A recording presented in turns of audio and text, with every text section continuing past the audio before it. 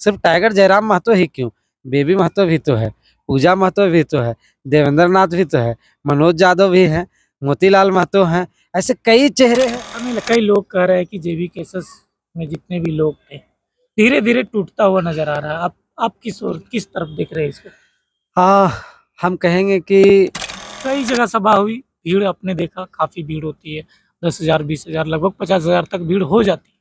तो क्या ये भीड़ जो है 2024 में टाइगर जयराम महतो वोट में कन्वर्ट कर पाएंगे? जोहार नमस्कार, इस वक्त मैं मौजूद हूँ गिरिडीह के डुमरी में और मेरे सामने जेबी केसेस के सक्रिय सदस्य दिनेश साहू जी मौजूद है। आइए इनसे बातें करने का कोशिश करते हैं और जानने का कोशिश करते हैं कि जेबी केसेस जो टीम है वो किस प्रकार से चल रही है, कब तक पार्टी की घोषणा की जाएगी, पार्टी का नाम क्या रखा जाएगा और क्या कुछ जेबी केसेस में हलचल चल रही है। सारी कुछ बातें मैं दिनेश साहू जी से जानने का कोशिश करता हूँ। सबसे पहले जोहार दिनेश जी आपको। जोहार आपको भी और आपके पूरे चैनल के जितने भी दर्शक हैं सभी को हमारी ओर से जोहार और आभार। जेबी केसेस जो पार्टी अभी बनी नहीं है, अभी संगठन है, तो क्या जेबी केसेस संगठन जो है पार्टी में जब तब्दील होगी तो क्या जेबी केसेस का नाम चेंज होगा या फिर जेबी केसेस ही रहेगी? जेबी केसेस एक आंदोलनकारी संगठन है और ये समिति के नाम से चल रहा है, तो स्वाभाविक है कि ये एक राजनीतिक दल नहीं हो सकता है। राजनीतिक दल का जो नाम होगा वो कुछ और होगा और वह हमको लगता है कि बहुत जल्द आप लोगों के सामने आ जाएगा और उसका एक संकेत हमारे केंद्रीय अध्यक्ष टाइगर जयराम महतो ने भी आप लोगों को दे दिया है सांकेतिक तौर पर। संकेत दिया है सांकेतिक तौर पर बस अभी उतना ही हम चाहेंगे कि बहुत है और आगे आपको बहुत कुछ और भी सुनने के लिए मिलेगा। आप लोगों के हम लोगों के पास है, लेकिन थोड़ा सा समय का इंतजार करिए, निश्चित तौर पर कुछ कुछ आप लोगों को जानकारियां हम लोग देंगे। अच्छा, जेबी केसेस में ऐसा नहीं लग रहा है कि सिर्फ टाइगर जयराम महतो ही वक्ता के रूप में उभर के आए हैं? जैसा कि टाइगर जयराम महतो तो हर जिला से तो चुनाव नहीं लड़ेंगे, हर विधानसभा में तो चुनाव नहीं लड़ेंगे, लेकिन टाइगर जयराम महतो जहाँ कहीं भी जा रहे हैं एक ही प्रवक्ता के रूप में उभर कर आ रहे हैं। तो क्या टाइगर जयराम महतो के अलावा और कोई 1 2 3 ऐसा कोई मतलब कि लड़का खड़ा नहीं हो सकता है? आपका सवाल अच्छा है, लेकिन सवाल के जवाब में हम ये कहना चाहेंगे कि ये हो चुका है। आप जो पूछ रहे हैं उसका जवाब आप अगर अपनी अंतरात्मा से देखें तो इसको ये सवाल की आवश्यकता ही आज हमको नहीं दिखाई पड़ती है, क्योंकि आप कई चेहरे हैं जो इस आंदोलन ने खड़े कर दिए हैं। सिर्फ टाइगर जयराम महतो ही क्यों, बेबी महतो भी तो है, पूजा महतो भी तो है, देवेंद्र नाथ भी तो है, मनोज यादव भी हैं, मोतीलाल महतो हैं, ऐसे कई चेहरे हैं और भी बहुत छोटे छोटे चेहरे जो आपको दिखेगा कि विधानसभा स्तर पर अभी हैं। भले राज्य के स्तर पर उनका चेहरा नहीं प्रमोट हो पाया है, लेकिन विधानसभा या फिर जिला के स्तर पर उनका चेहरा प्रमोट होना शुरू हो गया है। और आने वाले समय में जैसे जैसे हमारा लड़ाई आगे बढ़ेगा, हमारा संगठन आगे बढ़ेगा, निश्चित तौर पर अभी 7-8 चेहरे दिख रहे हैं, आने वाले समय में आपको 40 से 50 चेहरे दिखने लगेंगे। ऐसा हो सकता है कि विधानसभा आए तब तक हमारे बहुत सारे विधायक हो जाएं और बहुत सारे जगहों पर एक से एक चेहरा हमको दिखने को मिल जाए। अच्छा, ऐसा नहीं कई लोग कह रहे हैं कि जेबी केसेस में जितने भी लोग थे धीरे धीरे टूटता हुआ नजर आ रहा है। आप किस तरफ देख रहे हैं इसको? हाँ, हम कहेंगे कि आंदोलन जो होता है एक शांत हवा नहीं होता है, वो एक तूफान होता है, आंधी की तरह होता है। और जब आंधी और तूफान चलता है तो कुछ पत्ते बिखरते हैं और कुछ पत्ते बने रह जाते हैं। तो हम कहेंगे कि कुछ पत्ते जो हमारे हिस्से के कमज़ोर थे वह गिर गए और जो मजबूत थे, जिनके इरादे मजबूत थे, जिनकी सोच मजबूत था, जो पूरे ईमानदारी के साथ हमारे साथ थे, वो आज भी हैं। कुछ चेहरे हो सकते हैं, एक आध चेहरे छूट गए हों गलती से या फिर उनकी मजबूरियाँ रही हो। हम ये नहीं कहते हैं कि वो जानबूझ के छोड़े हो सकता है कभी-कभी मजबूरियाँ होती है, बहुत सारे राजनीतिक दलों में भी ऐसा होता है। ये तो अभी आंदोलन के क्रम में हम लोग चल रहे हैं, तो हो सकता है कुछ लोगों की मजबूरियाँ रही हो। और आप जो कहना चाह रहे हैं मैं आपके संकेत को समझ रहा हूँ कि कुछ ऐसे लोग हो सकते हैं जो माने इच्छा से छोड़े हों। तो कभी-कभी ऐसा होता है, एक आध लोग जो संतुष्ट नहीं हो पाते हैं, उनकी महत्वाकांक्षा को हम अगर नहीं पूरा कर पाते हैं, तो ऐसा हो सकता है एक आध लोग हैं, तो ऐसा वो को बहुत बड़ी बात नहीं। इतना बड़ा परिवार, इतना बड़ा राज्य आज की तारीख में जेबी केसेस के साथ हमको लगता है कि तकरीबन 5 से 10 लाख नौजवानों का हुजूम है। कहीं न कहीं प्रत्यक्ष अप्रत्यक्ष तौर पर हर सभा में 40-50 हज़ार नौजवान जुट जाते हैं, सोशल मीडिया में लाखों नौजवानों का समर्थन मिलता है। तो हम एक अनुमान के मुताबिक देखते हैं कि 3.5 करोड़ की आबादी में लगभग 5 से 10 लाख नौजवान कहीं न कहीं सक्रिय तौर पर हमारे साथ जुड़ा हुआ है और ये एक परफेक्ट आंकड़ा आपको देखने को मिल जाएगा 2024 के चुनाव के दौरान। देखा जाए तो जेबी केसेस में आप सक्रिय रूप से काम कर रहे हैं, लोगों को जगाने का काम कर रहे हैं, लोगों को जोड़ने का काम कर रहे हैं जेबी केसेस में और जगह-जगह जाकर लोगों को जागरूक भी कर रहे हैं। तो लोग जानना चाहते हैं कि दिनेश सर जो है, कहाँ से है और कौन सी विधानसभा से हैं? जी।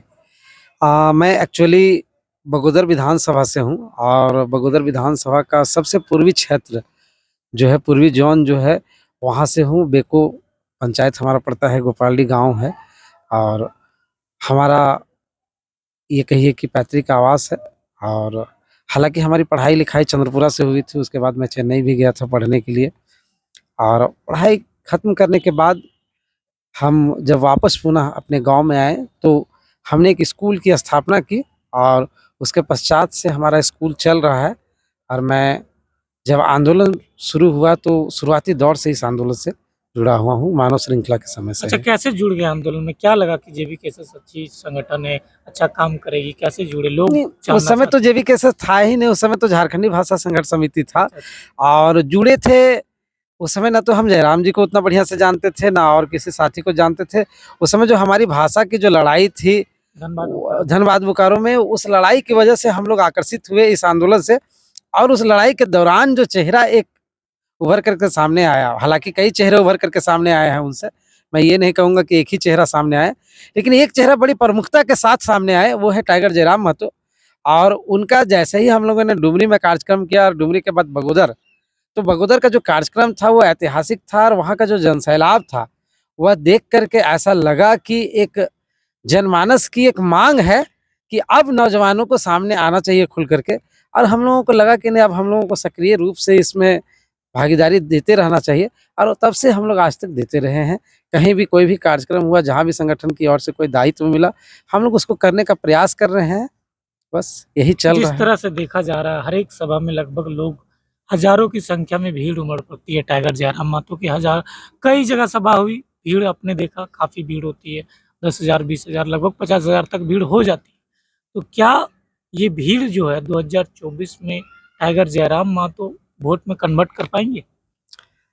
ये जनता को तय करना है। हम तो अपनी बातें रख रहे हैं और हमको भरोसा है। झारखंड की लोगों की जो एक उत्सुकता दिख रही है, उनकी उत्सुकता पर उनकी जो एक विश्वास है, उस पर हमको भी विश्वास और भरोसा है कि निश्चित तौर पर झारखंड के लोग बदलाव चाह रहे हैं।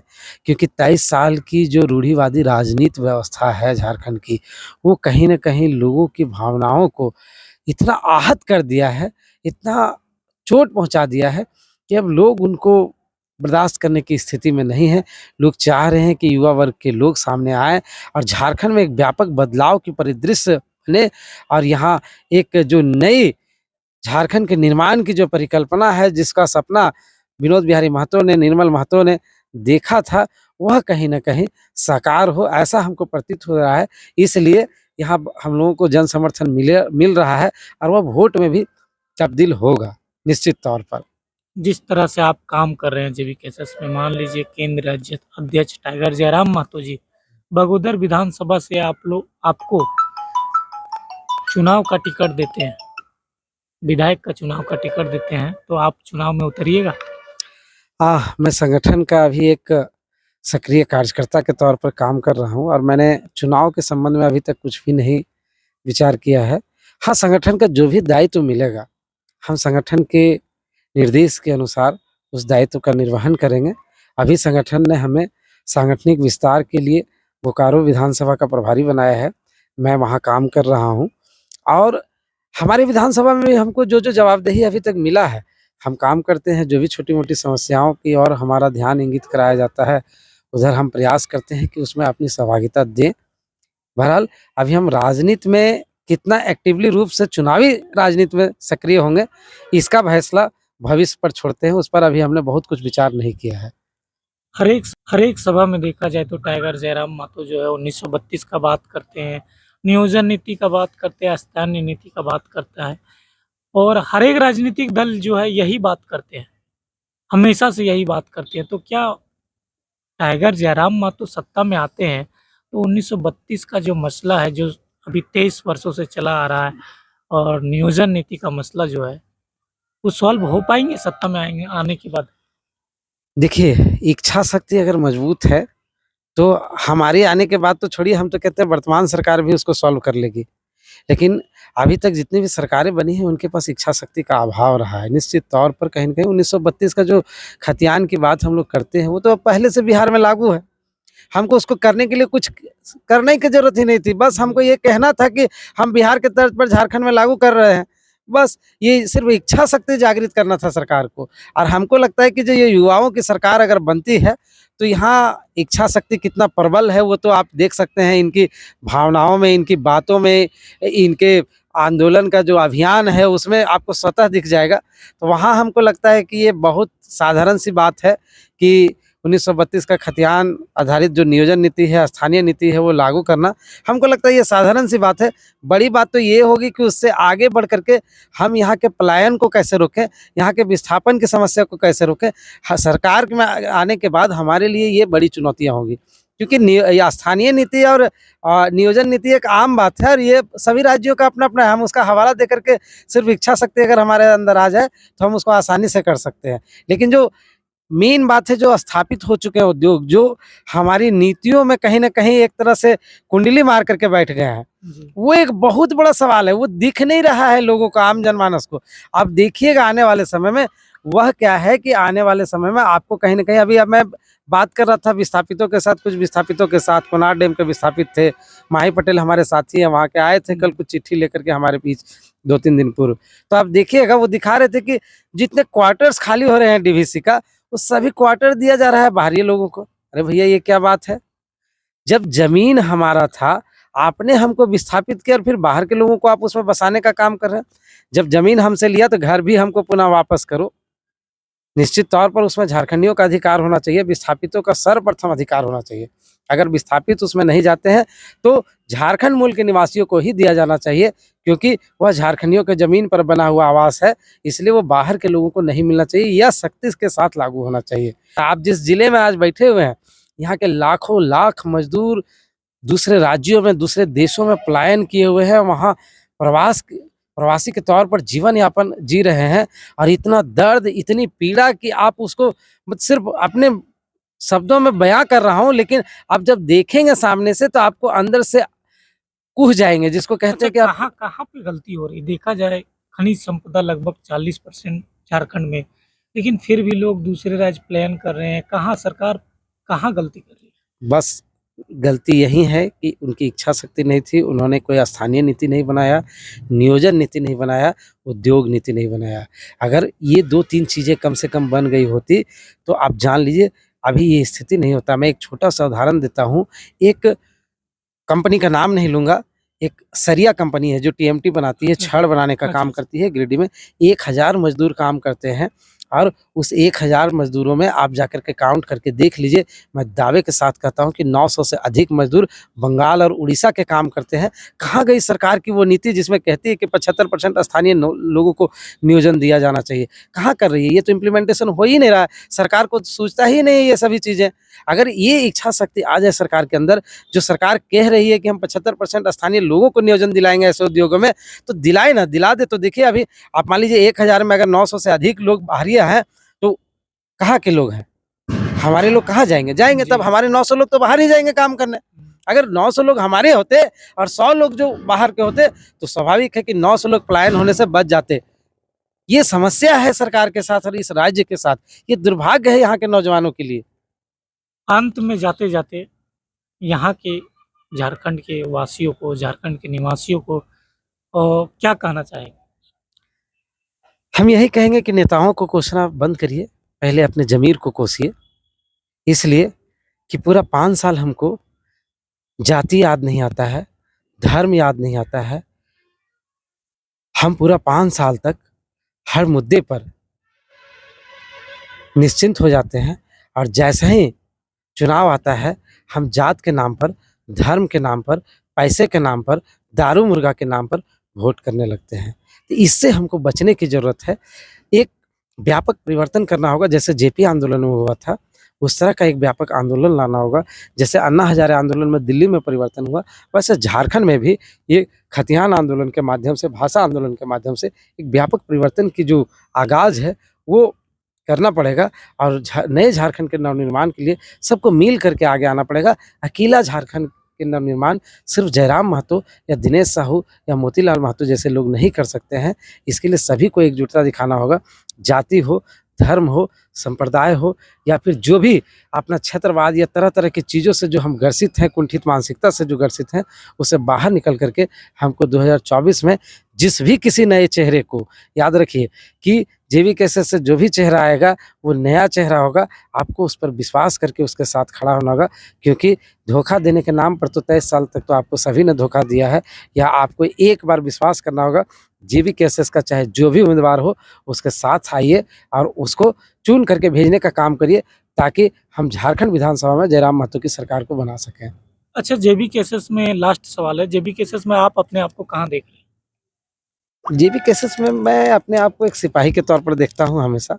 मैं इस तरह से मूल्यांकन नहीं करता हूँ कि मैं टाइगर जयराम महतो के कितने करीब हूँ, कितने दूर हूँ। इस तरह का मूल्यांकन हमको लगता है कि करना उचित नहीं है। जब एक माता-पिता के 4 बेटे हो सकते हैं, तो एक नेता के 4 चहेते भी हो सकते हैं। जी। तो इसलिए मैं इसे एक परिवार की तरह समझता हूँ। और पार्टी के जो केंद्रीय अध्यक्ष होते हैं या जो शीर्षस्थ नेता होते हैं, वे एक अभिभावक की भूमिका में होते हैं, और हमें भी बहुत जगह पर वैसी भूमिका में आना पड़ता है। तो हमारा परिवार है ये एक संगठन, और हम एक परिवार के रूप में इसको देखते हैं, और उसी रूप में हम इसको लेना चाहते हैं। हम इसमें कहीं ऊपर और नीचे की भावना से किसी को आकलन नहीं करना चाहते हैं। ठीक है, जोहार दिनेश जी। बहुत-बहुत धन्यवाद आपका। ये थे दिनेश सर, जो कि इनके विचारों को आपने सुना। बगोदर विधानसभा से बिलोंग करते हैं। कैसा लगा इनका विचार कमेंट्स करके ज़रूर बताइएगा। मिलते हैं नेक्स्ट वीडियो के लिए, तब तक के लिए बाय। जय झारखंड, जोहार झारखंड, जोहार। जोहार।